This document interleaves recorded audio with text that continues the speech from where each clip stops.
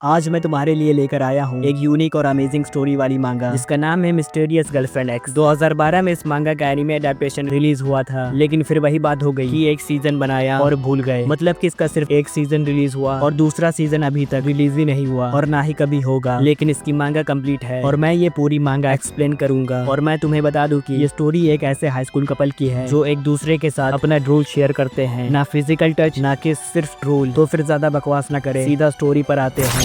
तो स्टोरी की शुरुआत में हमें एक स्कूल का सीन दिखाते हैं और उस स्कूल के सेकंड ईयर क्लास ए में एक नई ट्रांसफर स्टूडेंट आती है जिसका नाम था मिकोटो उराबे और ये इस मांगा की मेन कैरेक्टर है। बहरहाल क्लास टीचर उराबे से कहते हैं, क्या तुम सभी से कुछ कहना चाहोगी? यह सुनकर उराबे अपने क्लासमेट्स को हेलो बोलती है और फिर चुप हो जाती है। इस पर क्लास टीचर कहते हैं, बस सिर्फ एक शब्द, चलो ठीक है, प्लीज सभी लोग इसका वेलकम करो और सुबह की अपना हाथ उठाओ। उराबे, जिस लड़के ने अपना हाथ उठाया है उसकी अगली सीट खाली है, तो प्लीज वहाँ बैठो। यह सुनकर उराबे सुबाकी की अगली सीट पर जाकर बैठ जाती है और फिर सुबाकी उससे कहता है, मैं अकीरा सुबाकी हूँ, अगर तुम्हें कुछ समझ ना आए तो मुझसे पूछ लेना। इस पर उराबे कहती है, हाँ। और ये सुनकर सुबाकी अपने मन में कहता है, उसने सिर्फ हाँ कहा, वो बहुत ही असामाजिक है। इसके बाद हमें ब्रेक टाइम का सीन दिखाते हैं और सभी स्टूडेंट्स अपना लंच कर रहे होते हैं, लेकिन सिर्फ उराबे थी जो अपनी डेस्क पर सो रही थी। फिर उराबे के पास कुछ लड़कियां आती हैं और वो उससे कहती हैं, उराबे चलो साथ में लंच करते हैं, इसके बाद हम तुम्हारे और तुम्हारे पुराने स्कूल के बारे में बात करेंगे, क्योंकि आज से हम क्लासमेट्स हैं। ये सुनकर उराबे उनसे कहती है, माफ करना लेकिन मैं अभी बहुत थक गई हूँ और क्या तुम प्लीज शांत रह सकती हो? ये कहकर उराबे अपनी डेस्क पर फिर से सो जाती है और ये देखकर सुबाकी अपने मन में कहता है, ऐसे तो तुम कोई भी दोस्त नहीं बना पाओगी। इसके बाद हमें मैथ पीरियड का सीन दिखाते हैं और हमें दिखाते हैं कि कोई भी उस पीरियड में नहीं पढ़ रहा था। बहरहाल उस पीरियड में सुबाकी को उराबे की हंसने की आवाज सुनाई देती है। सुबाकी उसे हंसता हुआ देखकर कहता है, क्या वो हंस रही है? इसके बाद हमें दिखाते हैं कि उराबे अचानक से जोर जोर से हंसने लगती है और उसे देखकर सभी स्टूडेंट हैरान हो जाते हैं। बहरहाल उराबे इतना हंसती है कि वो हंसते हंसते अपनी सीट से नीचे गिर जाती है। उसे हंसता देखकर क्लास टीचर उससे पूछते हैं, उराबे क्या बात है? उराबे इस पर कहती है, माफ करना लेकिन अभी मेरे साथ कुछ बहुत ही मजेदार हुआ, इसलिए मैं अपनी हंसी रोक नहीं पाई। ये सुनकर क्लास टीचर उससे पूछते हैं, तुम्हारे साथ कुछ मजेदार हुआ है और वो क्या है? उराबे इस पर कहती है, नहीं ये एक्सट्रीमली प्राइवेट है, इसलिए मैं बता नहीं सकती। ये सुनकर क्लास टीचर उससे कहते हैं, लेकिन प्लीज क्लास के बीच में मत हंसो। उराबे इस पर कहती है, मैं नहीं हंसूंगी और अब से मैं और ध्यान रखूंगी। इसके बाद हमें बताया जाता है कि उस दिन के बाद से मिकोटो उराबे को एक अजीब व्यक्ति के तौर पर लेबल किया गया। वो हर दिन ब्रेक टाइम में अपनी डेस्क पर ही सोती थी और जब भी उसकी क्लासमेट्स से बात करने की कोशिश करती थी तो वो उनकी बातों का कोई जवाब नहीं देती थी और कुछ समय बाद उसके क्लासमेट्स ने उसे अवॉइड करना शुरू कर दिया। इसके बाद हमें बताते हैं कि एक दिन सुबाकी अपना बैग क्लासरूम में भूल जाता है और जब वो उसे लेने क्लासरूम में जाता है तो वो देखता है कि उराबे वहीं सो रही है। सुबाकी उसके पास जाता है और वो उसे जगाता है और जब उराबे उठती है तो उसके मुंह से धूल बह रही होती है और फिर हमें उराबे का पूरा चेहरा देखने को मिलता है और उराबे का पूरा चेहरा देखकर सुबाकी हैरान हो जाता है। बहरहाल नींद से उठकर उराबे सुबाकी से पूछती है, क्या हुआ? फिर सुबाकी उसे बताता है, कुछ नहीं, बस स्कूल खत्म हो चुका है इसलिए तुम्हें घर जाना चाहिए। उराबे यह सुनकर अपने घर जाने लगती है, लेकिन फिर तभी सुबाकी उसे आवाज लगाकर रोकता है और उससे कहता है, उराबे तुम्हारे मुंह से धूल बह रही है। उराबे यह सुनकर अपने मुंह से धूल को साफ करती है और वहाँ से चली जाती है। फिर सुबाकी की नजर डेस्क पर पड़े उराबे के धूल पर पड़ती है और वो अपनी उंगली से उसे टच करता है और वो बिना कुछ सोचे उराबे के धूल को टेस्ट कर लेता है और उसे उसका टेस्ट काफी मीठा लगता है और फिर वो कहता है, क्या ये मैंने क्या किया? मैंने अभी किसी का धूल टेस्ट किया। इसके बाद सीन बदलता है और हमें दिखाते हैं कि सुबाकी अपने घर पहुंच गया है और वहाँ पर सुबाकी की बड़ी बहन उसका स्वागत करती है।